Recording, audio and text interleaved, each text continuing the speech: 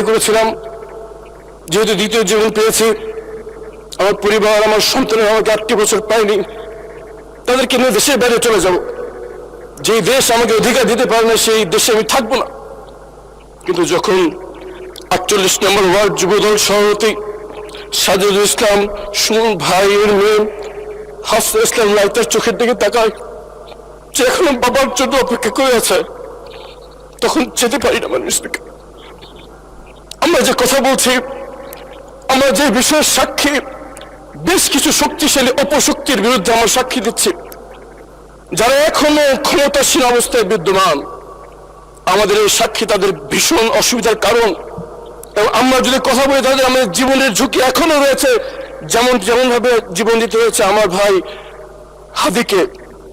কিন্তু যখন এই সুমন ভাইয়ের মেয়ের চোখের দিকে তাকাই, মনে পড়ে যে আমার মেয়ের কথা।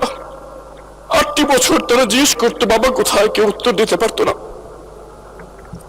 আছে এখন সুমন ভাইয়ের মেয়ে বলে যে আমাকে গুম করে আমার বাবাকে যেখানে রেখেছো সেখানে নিয়ে যাও, আমি আমার বাবাকে জড়িয়ে রাখবো, জড়িয়ে ধরে রাখবো, কোনোদিন ছাড়বো না।